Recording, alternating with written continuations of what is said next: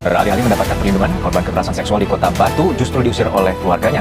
Kecelakaan tidak saja menyebabkan kematian, tetapi juga dapat menyebabkan kerugian material yang tidak sedikit. Itulah mengapa jaminan dan perlindungan terhadap korban kecelakaan perlu diperhatikan untuk keselamatan pengguna jalan. Menindaklanjuti permohonan yang dari keluarga korban. Hari ini kita ketemu orang tuanya untuk menyampaikan hak-hak korban dalam konteks perlindungan saksi dan korban. Undang-undang anti terorisme yang baru saja disahkan adalah aturan mengenai perlindungan korban tindak pidana sebagai bentuk tanggung jawab negara, khususnya terkait aturan pemberian bantuan medis, rehabilitasi, santunan dan kompensasi terhadap korban terorisme yang nantinya berlaku surut atau berlaku sebelum undang-undang ini disahkan. Selanjutnya LPSK akan melakukan asesmen untuk menentukan yang mendapat perlindungan. Pendamping korban penganiayaan Mario Dandi Satrio telah menyambangi kantor Lembaga Perlindungan Saksi dan Korban atau LPSK pada Jumat 24 Februari 2023. Jadi tuh enak banget, iya enak, tapi juga ya guys ya, gue mau ngomongin tentang ini deh, perlindungan saksi dan korban dalam beberapa undang-undang. Jadi kan di Indonesia ini perlindungan korban itu sangat minim ya, yang dimana beberapa pengadilan itu melihat sisi dari korban itu sangat sedikit. Menurut kalian gimana sih? Mungkin menurut Kawita gimana sih perlindungan saksi atau korban yang Kawita tahu? Mungkin Kawita punya kasus-kasusnya nih gitu. Menurut pengalaman aku nih, dalam perlindungan korban tindak pidana korupsi terdapat berbagai macam bentuk yang dapat dilakukan. Berantanya diantaranya satu, pembayaran uang pengganti ini kepada negara sebesar uang negara yang dikorupsi atau yang terbukti korupsi terpidana. Memang selain hukuman pokok dan hukuman tambahan yang lain, terpidana dapat dijatuhi pidana pembayaran uang pengganti. Pembayaran uang pengganti kepada negara sesuai dengan ketentuan pasal 18 menurut ayat 1 huruf D ini, pembayaran uang pengganti yang jumlahnya sebanyak-banyaknya sama dengan harta benda yang diperoleh dari hasil tindak pidana korupsi.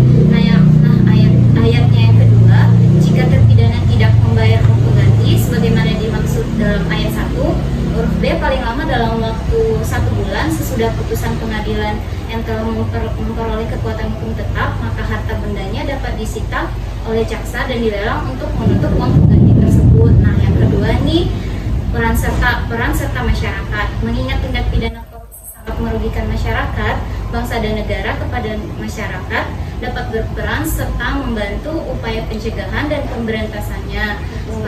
Peran serta tersebut diantaranya diwujudkan dalam bentuk hak perlindungan dan penghargaan. Hak-hak yang dimaksud adalah berupa hak masyarakat, yaitu mencari, memperoleh, dan memberikan informasi adanya dugaan telah terjadinya tindak pidana korupsi. Nah, kemudian hak untuk memperoleh pelayanan dalam mencari, memperoleh dan memberikan informasi adanya dugaan telah terjadi tindak korupsi kepada penegak hukum yang menangani perkara tindak pidana korupsi. Kemudian yang menyampaikan saran dan pendapat secara bertanggung jawab kepada penegak hukum yang menangani perkara tindak pidana korupsi, serta hak untuk memperoleh jawaban atas pertanyaan tentang laporannya yang diberikan kepada penegak hukum dalam waktu paling lama 30 hari. Nah, selanjutnya saksi berhak memperoleh perlindungan hukum saat sebelum maupun sesudah diminta hadir dalam proses penyidikan dan di sidang ke pengadilan sebagai saksi pelapor, saksi atau saksi ahli sesuai dengan ketentuan peraturan perundang-undangan yang berlaku, guys. Selanjutnya kita memiliki kewajiban dan tanggung jawab harus dilakukan dalam upaya pencegahan dan pemberantasan tindak pidana korupsi. Dalam hal ini dapat memperoleh penghargaan yang diberikan oleh pemerintah kepada anggota masyarakat yang telah berjasa membantu upaya pencegahan, pemberantasan atau pengungkapan tindak pidana korupsi. Menurut aku itu sih. Apa ada yang mau menambahkan atau mungkin pendapat lain? Ya, menurut aku juga kayak gitu sih. Kan itu juga diatur dalam UU kan, masalah gitu. Ngomongin tentang perlindungan saksi dan korban itu kan banget nih sama yang namanya HAM. Itu kan tadi erat banget ya nih perlindungan saksi dan korban dengan HAM gitu. Gimana sih hubungannya perlindungan saksi dan korban dalam pengadilan hak asasi manusia. Ada yang mau berikan penjelasan gitu atau Mungkin aku bisa ya untuk kasih penjelasan sedikit nih ya. Jadi dalam perlindungan korban dan saksi itu bentuk atau jenis perlindungannya itu fisik dan mental. Dan dalam melaksanakannya aparat itu melalui pasal 34 yang ditegaskan bahwa setiap korban dan saksi dalam pelanggaran hak asasi manusia yang berat berhak atas perlindungan fisik dan mental dan ancaman, gangguan, teror, kekerasan dari pihak manapun dari perlindungan tersebut wajib dilaksanakan oleh aparat penegak hukum dan aparat keamanan secara cuma-cuma. Jadi dari pasal 34 itu ada lebih lanjut lagi pasal 4 nih guys, peraturan pemerintah nomor 2 tahun 2002, yaitu menjabarkan bentuk-bentuk perlindungan berupa perlindungan atas keamanan pribadi korban dan saksi-saksi dari ancaman fisik dan mental. Perahasiaan identitas korban dan saksi tersebut juga ada pemberian keterangan di dalamnya pada saat pemeriksaan di sidang pengadilan tanpa bertatap muka dengan tersangka gitu sih. oh berarti gitu ya, tadi tata caranya udah dikasih tahu beberapa, terus mau nanya lagi dong, gimana sih tata cara pelaksanaan kompensasi, restitusi, dan rehabilitasi itu apa aja sih? Oh, ini tuh pas banget nih waktu di bukunya Natasha, itu aku sempet pinjem nih, ada kan Nat? Iya nih ada nih, udah Aku bacain ya guys. Jadi untuk tata cara pelaksanaan kompensasi, restitusi, dan rehabilitasi dari berdasarkan buku viktimologi perlindungan korban dan saksi dari Sinar Grafika, itu 1. Pengadilan HAM mengirim salinan putusan pengadilan HAM, pengadilan tinggi atau Mahkamah Agung yang telah memperoleh kekuatan tetap kepada Jaksa Agung. Yang kedua, ada Jaksa Agung melaksanakan keputusan tersebut dengan membuat berita acara pelaksanaan putusan pengadilan kepada instansi pemerintah terkait untuk melaksanakan pemberian kompensasi dan atau rehabilitasi, dan kepada pelaku atau pihak ketiga untuk melaksanakan pemberian restitusi. Yang ketiga itu ada instansi pemerintah terkait melaksanakan pemberian kompensasi atau rehabilitasi serta pelaku atau pihak ketiga melaksanakan pemberian restitusi paling lambat 30 hari kerja. Kemudian ada pelaksanaan pemberian kompensasi, retribusi, dan atau rehabilitasi dilaporkan kepada Ketua Pengadilan HAM yang memutus perkara disertai tanda bukti pemberian kompensasi, restitusi, atau rehabilitasi tertentu. Tersebut salinan tanda bukti pelaksanaan pemberian kompensasi, restitusi, rehabilitasi disampaikan kepada korban atau keluarga korban yang merupakan ahli warisnya. Kemudian setelah Ketua Pengadilan HAM menerima tanda bukti, segera mengumumkan pelaksanaan tersebut pada papan pengumuman pengadilan.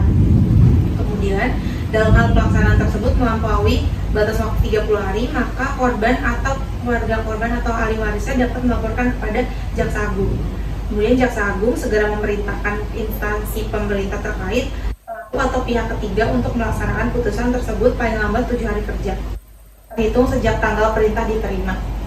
Dalam hal pemberian kompensasi, restitusi, rehabilitasi dapat dilakukan secara bertahap.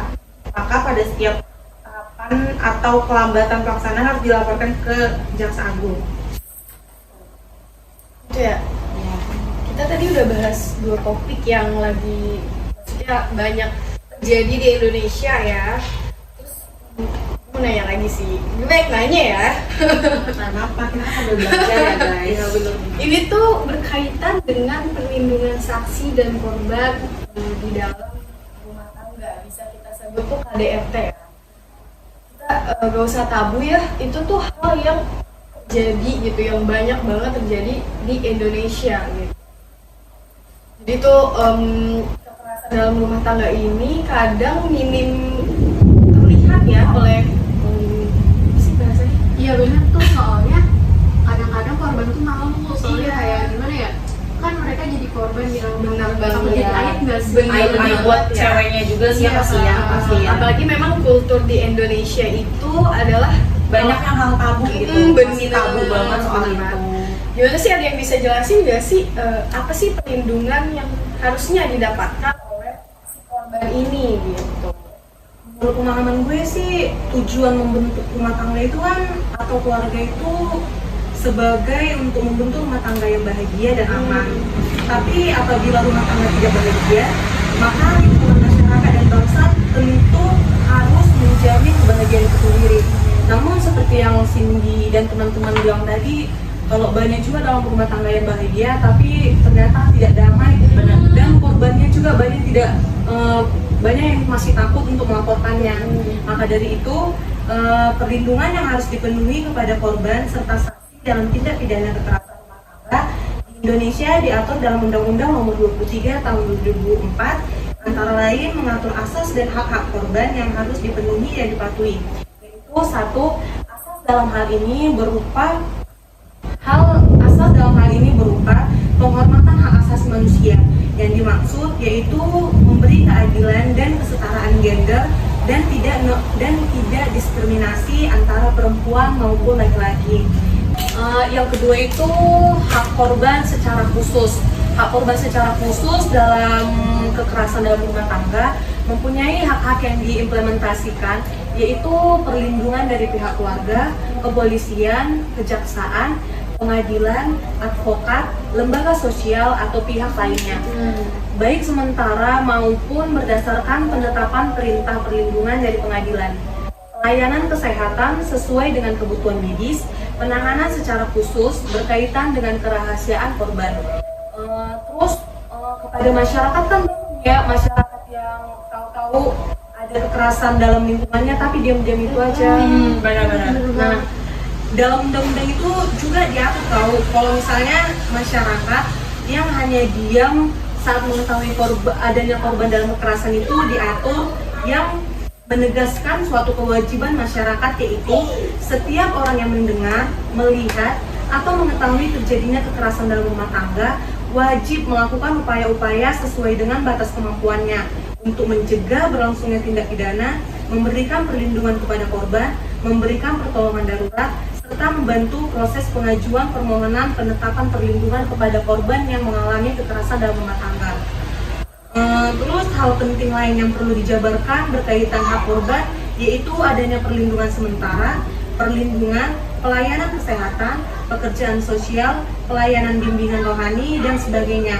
Dan diantaranya itu sebagai berikut, yaitu satu, perlindungan sementara berupa perlindungan langsung yang diberikan oleh pihak kepolisian dan lembaga sosial atau pihak lain sebelum dikeluarkannya penetapan perintah perlindungan dari pengadilan. Perlindungan ini wajib diberikan oleh kepolisian kepada korban berupa perlindungan 1 kali 24 jam terhitung sejak mengetahui atau menerima laporan terjadinya kekerasan tersebut. Kedua itu dalam waktu 1 kali 24 jam sejak pemberian perlindungan sementara, kepolisian wajib meminta surat penetapan perintah perlindungan dari pengadilan sehingga korban KDRT memperoleh perlindungan. Yang ketiga itu pelayanan kesehatan yang dalam hal ini diatur dalam pasal 21 Undang-Undang Nomor 23 Tahun 2004 mengatur ketika korban memperoleh perlindungan dalam bentuk pelayanan kesehatan, maka tenaga kesehatan diharuskan untuk memeriksa kesehatan korban sesuai standar profesinya, membuat laporan tertulis hasil pemeriksaan terhadap korban dan visum ex repertum atas permintaan penyidik kepolisian atau surat keterangan medis yang memiliki kekuatan hukum yang sama yang dapat dijadikan korban sebagai alat bukti bahwa dia mengalami kekerasan dalam rumah tangga.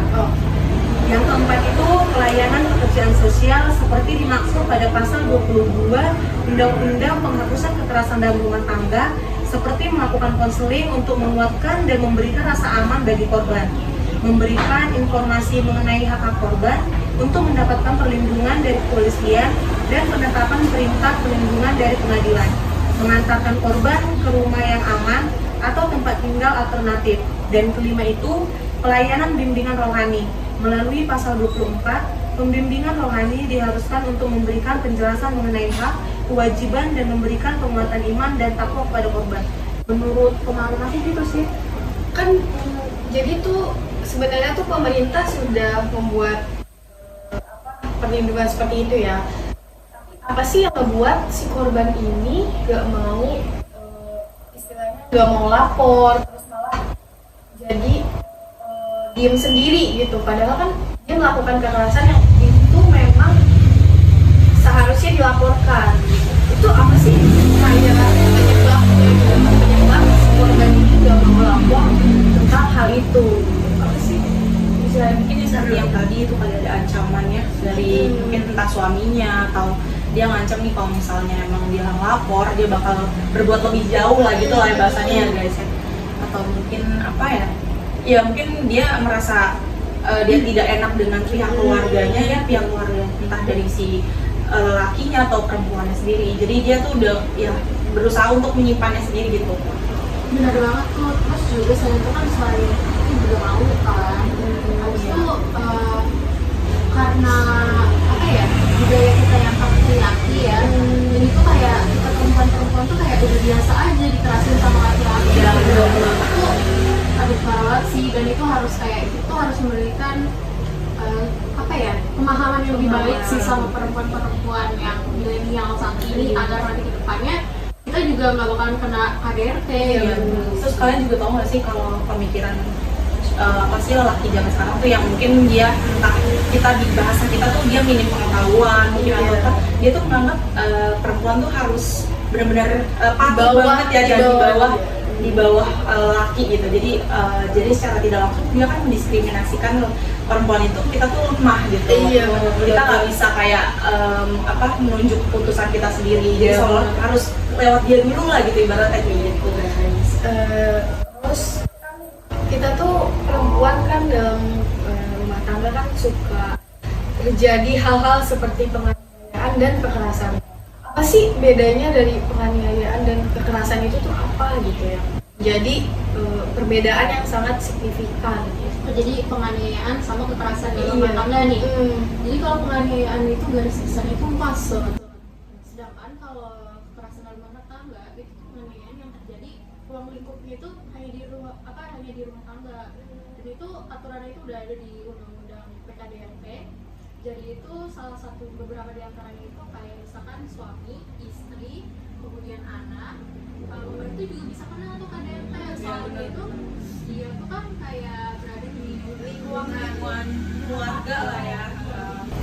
Sorry guys, sorry banget nih ya, aku kenapa kali cukup di sini doang. Maksudnya soalnya aku lagi berburu mau kerja nih. Kerja ya. Nggak apa-apa. Aku duluan ya. See you next time. Hati-hati ya kan. Siap. Sini aja. Ada lagi nggak sih Sin yang mau lu tanya? Banyak sih ya, karena kan balik lagi tuh ke awal di Indonesia ini banyak banget topik tentang perlindungan saksi dan korbannya gitu. Terus lanjut nih ya, nanya lagi ya. Iya nggak apa-apa. Tahu nggak sih kita di Indonesia tuh kan banyak banget ya kejadian terorisme gitu. Tahun berapa sih? Aku lupa deh itu tahun berapa, tapi kalau nggak salah itu ada tuh bom Bali 1 sama bom Bali 2 itu gila sih. Iya, korbannya. Itu kayaknya paling booming ya waktu itu. Iya bener banget. Terus ada Abu Syawaf kalau nggak salah tuh. Itu gila sih, banyak banget. Terus terakhir ini ISIS ya nggak sih? ISIS yang bawa nama universitas juga nggak sih guys yang dekat sini ya? Aduh, masalah itu kayak gimana ya? Itu tuh teroris tuh kayak bawa agama. Nah, bener banget. Ada salah banget. Salah banget ya. Jadi perspektif kita tuh terhadap orang yang berpakaian seperti kan di Arab tuh kayak syar'i ya.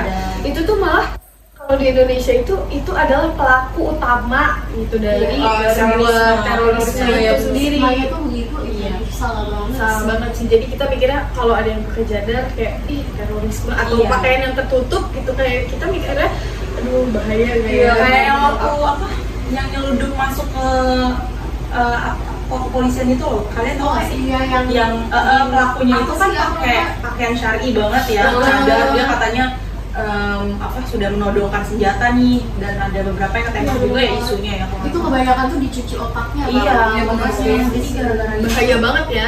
Makanya kita tuh harus benar-benar jaga sih pergaulan. Kita harus pilih-pilih banget walaupun ya kita belajar boleh, cuma kita harus milih gimana sih yang benar. Karena kan banyak banget nih aliran, kayak di satu agama tuh banyak banget aliran Udah menyebar kayaknya ya, udah banyak banget. Terus gimana sih guys perlindungan korbannya dari kejadian terorisme ini gitu? Mungkin ada yang bisa tahu, jadi kita punya pemahaman lebih nih gitu. Nah, kalau untuk perlindungan korban serta sanksi di mana sih tadi tindak pidana terorisme ya, itu tuh berada di Undang-Undang Nomor 15 Tahun 2003. Ini tuh awalnya tuh Perpu peraturan pemerintah pengganti Undang-Undang Nomor 1 Tahun 2002. Ini itu dulu diterapin buat para terdakwa kasus tindak pidana terorisme waktu bom Bali. Berarti Diubah ya dari situ ya. tapi itu emang perlu banget sih, kayak ini kan ada kekosongan hukum, berarti harus diisi gitu. Ada keadilan ya gitu. Pasti mungkin nggak setara kali ya, maksudnya jadi ada jompangnya atau gimana gitu dari peraturan hukum yang sebelumnya gitu kan. Itu malah belum ada waktu itu. Iya, belum dibuat ya waktu itu ya. Makanya di sini dibuatlah kayak buat apa ya, urgen lah.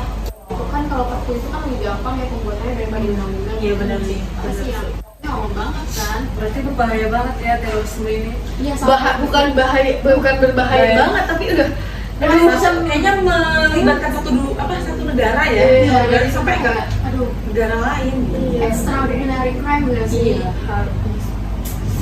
Nah, jadi tuh di sini tuh ada langkah kepada siapa aja dan bentuk-bentuk perlindungan mulai dari ketentuan pasal 32 ayat 2 Undang-Undang Terorisme tersebut disebutkan bahwa dalam penyidikan dan pemeriksaan di sidang pengadilan, saksi dan orang lain yang bersangkutan dengan tindak pidana terorisme dilarang menyebutkan nama atau alamat pelapor atau hal-hal lain yang memberikan kemungkinan dapat diketahui identitas pelapor. jadi nggak boleh ya. Kalau tadi di kasus KDRT tuh malah kita yang harus ngelapor gitu kan.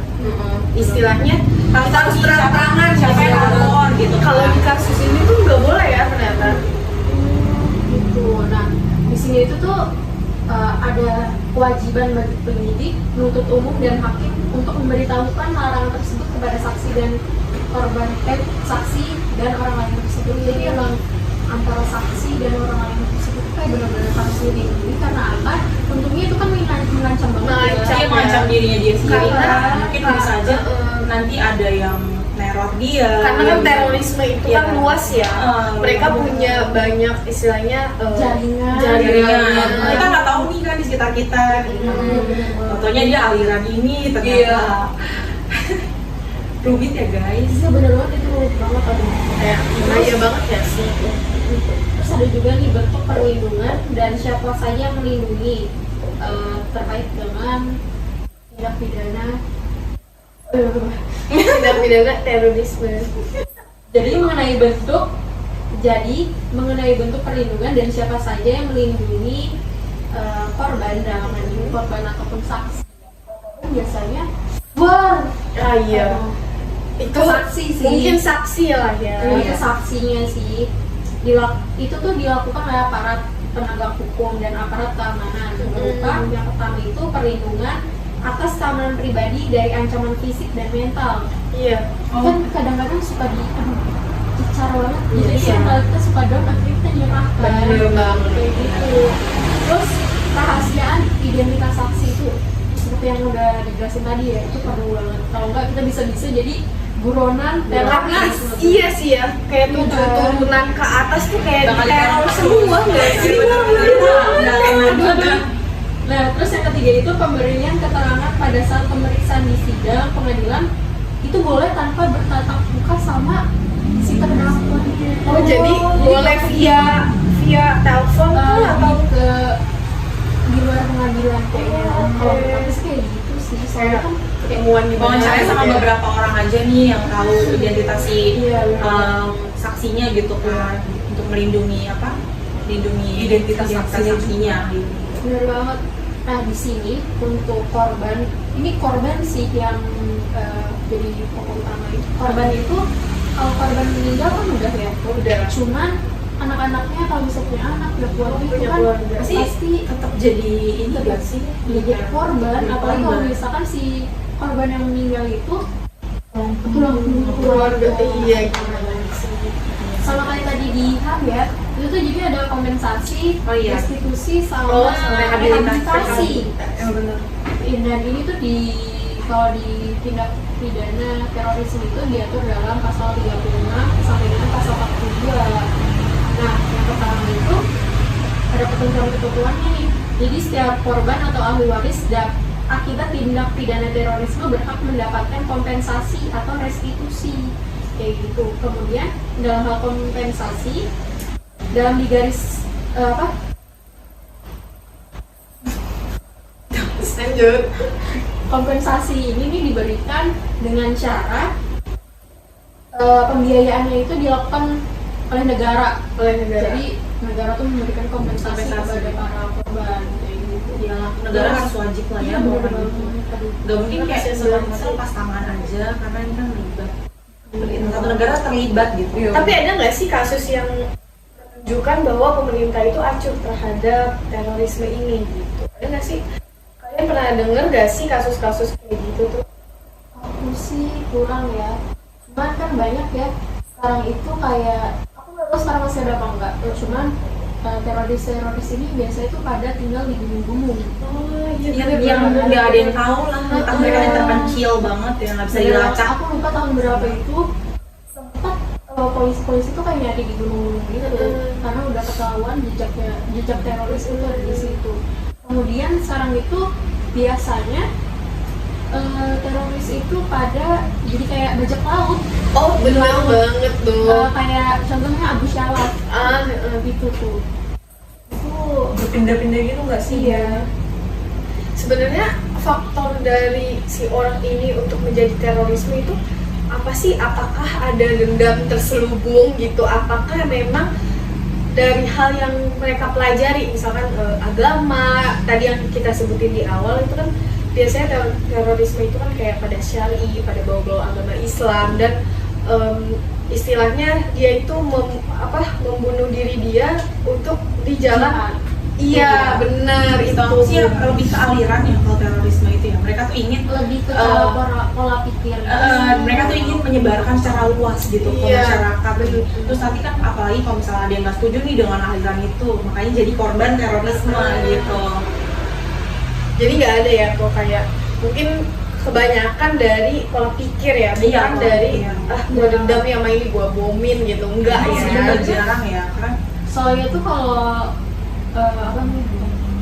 kalau terorisme ini negara tuh pasti kayak itu banget ngekang banget soal terorisme. Soalnya terorisme ini bukan masalah di Indonesia doang, tapi di di luar negara juga internasional tuh emang itu banget.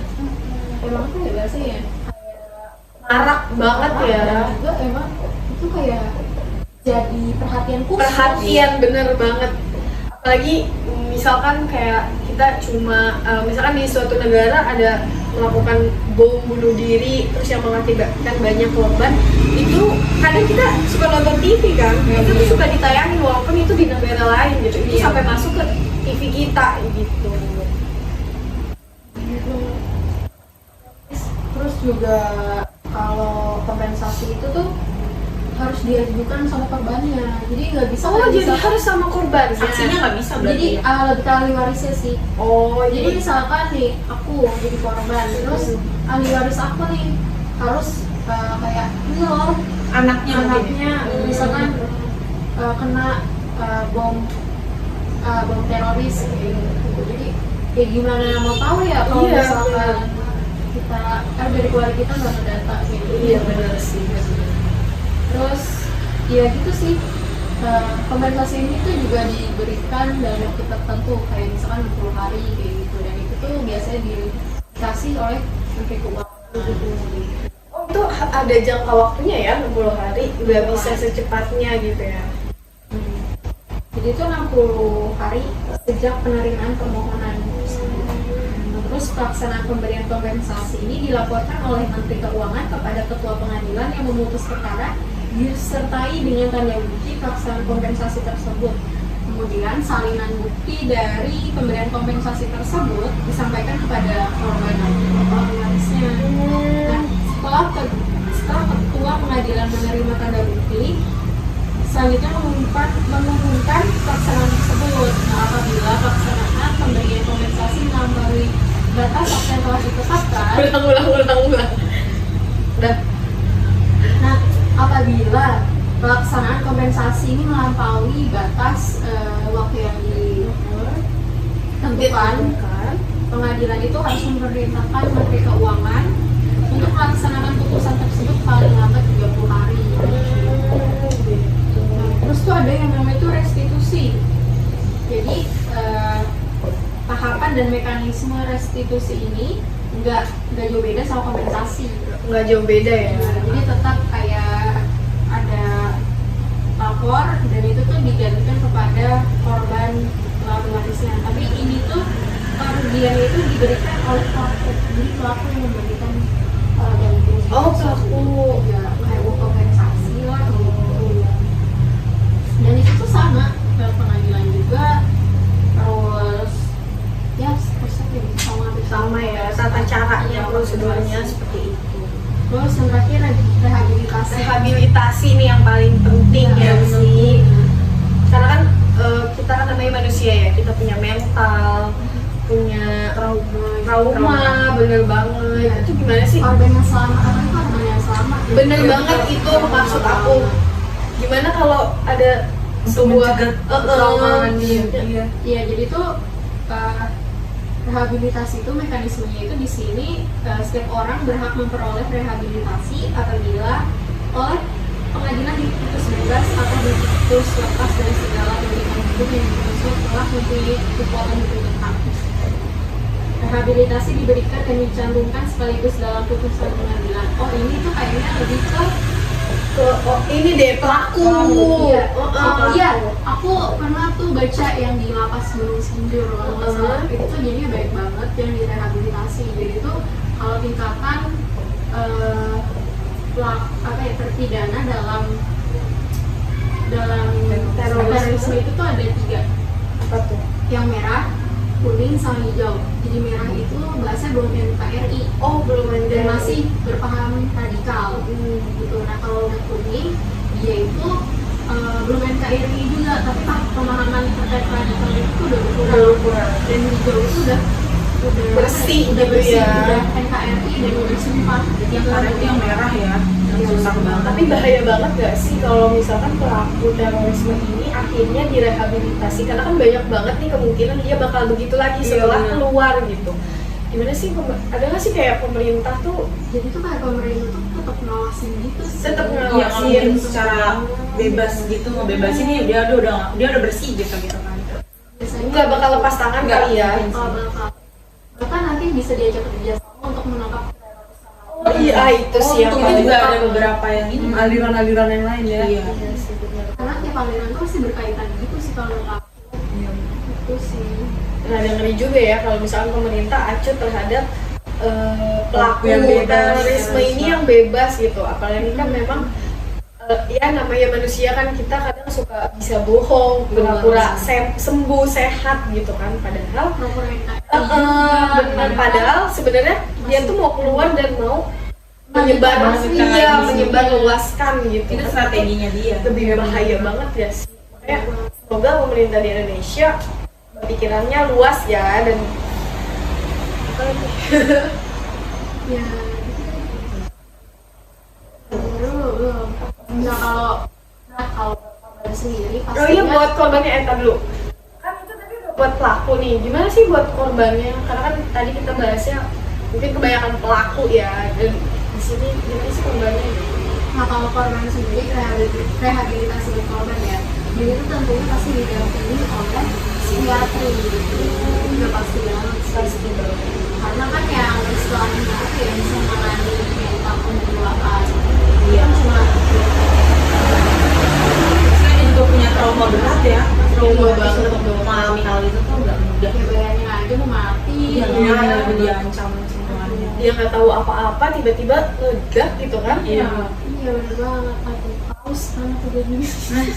Aduh parah banget ya. Tuangin di spread tuh. Tuangin di spread aja nih. Kayaknya udah itu doang. Kamu masih mau nanya lagi? Kamu nanya? Aku jawab. Kayak jawab loh. Kayaknya teman-teman aku ini pada pintar ya. Iya dong, karena kita baca buku. Iya, makanya kita jangan mau baca buku, jangan HP aja. Tahu kamu baca buku di rumah ya. Apa sih?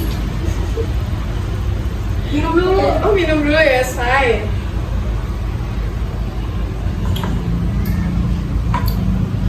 Asik banget sih sebenarnya kita bahas. Iya, bahasnya itu nggak ada ujungnya ya teman-teman ya. Iya, aku sih berharapnya nanti di KUHP tuh kayak mengatur secara khusus sih terkait korban dan Bener saksi. banget. Iya benar. Jangan hanya berfokus untuk mendakwa pelaku aja nggak sih? Iya, benar. Kayak, aduh, KUHP tuh kebanyakan kayak memenuhi Lebih ke pelaku Ya guys. udah hukuman pelaku nih sekian gitu, harus kayak gini. adil dan tidaknya cara keadilan caranya. Padahal di sini kan ada karena mungkin korban dalam kasus ini tuh kebanyakan meninggal ya. Jadi mungkin Iya. pemerintah juga tidak terlalu fokus ke korban. bener banget. Kayak kalau kamu kan ada Munir, terus siapa tuh namanya yang perempuan, dan aku lupa, itu udah lama banget dan itu tuh nggak Yang siapa? buruh pabrik itu ya. aku lupa. Terus Iya, yang iya, itu iya. pembunuhan mahasiswa UI yang sampai Oh, belum sampai sekarang, sekarang, sampai sekarang. itu nggak Belum kelar Belum kalau kelar. sampai mana itu. nggak ada selesai. follow up. Kasusnya kebanyakan itu belum selesai ya. Iya, Temen benar. ya. Kayak ya udah ditutup aja. Karena balik lagi yang biasanya kasus biasa aja ada korban itu kadang suka nggak di-up kan. Ini Iya, apalagi yang korbannya Iya. itu nggak ada. Jadi Entah isunya gimana? mungkin kayak ada yang tutup mulut. Nah. Kita nggak tahu nih. Itu parah banget sih yang aku aduh nggak habis thinking. Oh, habis ya. Benar-benar Padahal mungkin deh benar. banyak kasus di Indonesia yang belum terselesaikan. Dan itu kayak ya udah dilupain aja sama Dilupain para aja sih. hukumnya. Padahal mereka mungkin di akhirat lagi mengumumkan. Iya, benar. mungkin ya. Udah tahu Betul ya. banget sih. Apalagi jadi keluarga korbannya tuh Sakit banget, apalagi kayak jasadnya nggak ada. Seenggaknya kalau misalkan Betul. meninggal pun kita ada jasadnya, kita kayak jadi mau mungkin ngelayan. bisa dikebumikan dengan Bener. layak, dengan layak. Jadi kayak kita tenang gitu. Ini udah gak ada jasadnya, nggak diadilkan juga. Iya, Aduh, bener. ya kan itu kayaknya agak gimana.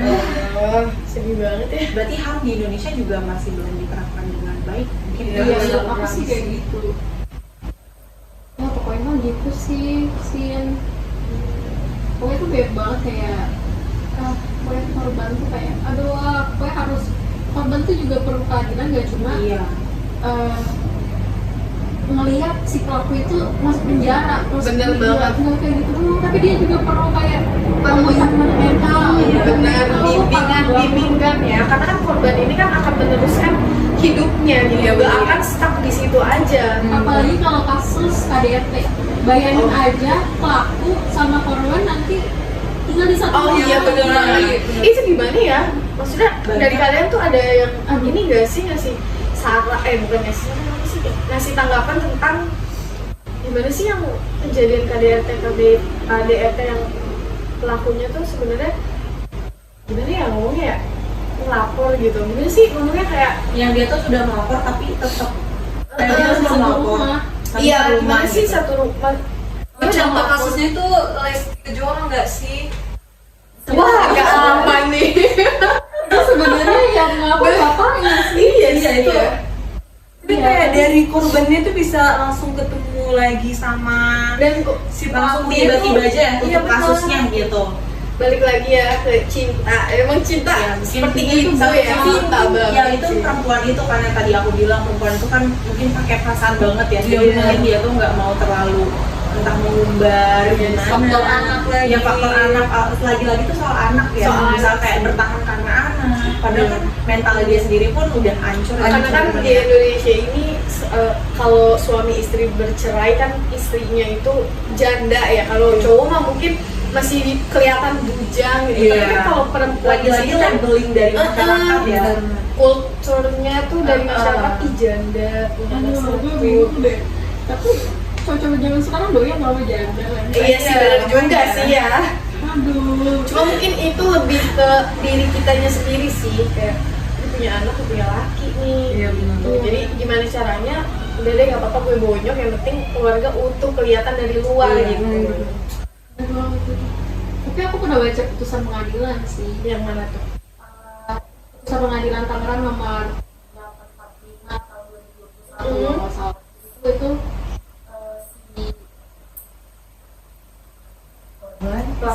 si korban ini sama pelaku itu tinggal satu rumah dan di sini tuh lagi hamil. Tahu gak sih? Jadi tuh kayak si korbannya itu tuh lagi hamil 3 bulan dan dia tuh kayak nggak tahu kalau dia hamil sebenarnya. Jadi pas dia tahu dia kasih tahu ke suaminya. Suaminya tuh marah gara-gara dia hamil. Bukannya keluarga itu Iya kan kan? tujuannya untuk Membentuk suatu seharusnya suaminya kan lebih keluarga yang utuh gitu ya. Dari situ aku bingung banget kenapa bisa kayak gitu ya. Dan akhirnya itu kayak dia tuh memaafkan, tapi kayak gitu. Cuma dalam hal itu tuh kayak istri itu perlu banget. Jadi berakhir damai aja gitu ya. Enggak sih, suami itu diputus penjara 3 bulan. 3 bulan kayaknya kurang deh. Ada laporan soal visumnya nggak? Ada. Jadi tuh visumnya tuh ada 2. Jadi visum yang terkait dengan kekerasan badan, misalkan pukulan tuh kan suka ada pemar-pemar. Nah terus tuh ada yang soal psikologi gitu. Jadi tuh ada 2 kalau nggak salah. Bahaya ya, KDRT ini. Mentalnya sih yang harus dibenerin, mental si cowok sama kita ini buat melanjutkan ke depannya apakah harus sama si cowok itu lagi atau enggak.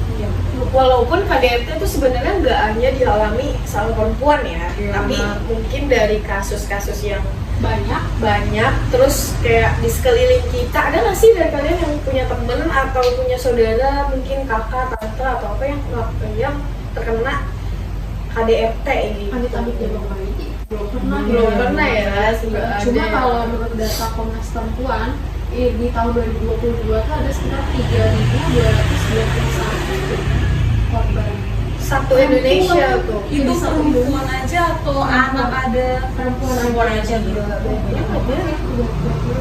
Dan itu yang ketahuan ya. Iya. Yang ketahuan loh. Gitu. Jadi itu kan kalau kekerasan dalam rumah tangga itu tuh kan gak cuma melulu tentang kekerasan yang tonjol, enggak, tapi Dari batin, terus seksual, Serius banget tuh ya. Cuma lantaran ekonomi tuh biasanya kan ada tuh kayak istri nggak dinafkahi duit, itu tuh kekerasan juga masuknya kalau di undang-undang pencegahan tindak pidana kekerasan dalam rumah tangga. Iya. Kalau tahu akhir-akhirnya kita tuh kayak lepas gitu. ngomongnya kebuka ya. Harusnya enggak sekali sih kita bikin kayak gini. Waktu kemarin kayak kebuang-buang gitu aja. Udah bikinnya ya. Iya. Gitu deh. Gimana nih? Gimana lagi nih? Udah sih, udah selesai. Udah bagus juga kan. Terus gimana ya? Ya gitu sih ya. Aduh, gue kayaknya harus pergi deh. Udah kali ya kita bahasnya, soalnya kan kita Udah sore juga udah sore ya. Tapi menurut gue lu harus baca buku ini sih, Sin. Iya sih, biar lebih pemahaman ya. Sama bukunya Arif Gosita. Iya, Itu recommended banget, tuh harus baca. Karena di situ tuh kayak bahas Ada diskusinya juga nggak sih soal kayak Arif suka tuh kayak banyak soal yang terus ada pendapatnya dia sendiri gitu. Makasih ya guys sudah datang jauh-jauh sama gue. Sama. Ini tuh dari tadi tuh topik kita itu ngarah ke viktimologi ya. benar banget, soalnya kan kita kan bahas korban ya. Viktimologi itu ada ilmu yang membahas tentang korban. Dan korban itu menurut Arif Gosita itu nggak cuma tentang individu ataupun kelompok, tapi juga negara. Termasuk tadi yang kita bahas korupsi, itu kan negara jadi korban. Gitu. Kamu harus baca banget sih, itu banyak banget. Terima kasih ya guys. Ini buat gue aja kali gak sih? Ya boleh lah dipinjam. Boleh lah ya. Boleh lah dipinjam. Ini dari tadi kita diskusi terus. Iya. Itu ada makanan tuh. Kita nggak coba makan ya. Aduh, tuh surprise juga. Makan guys, makan. Oke lah. Oke. Makasih.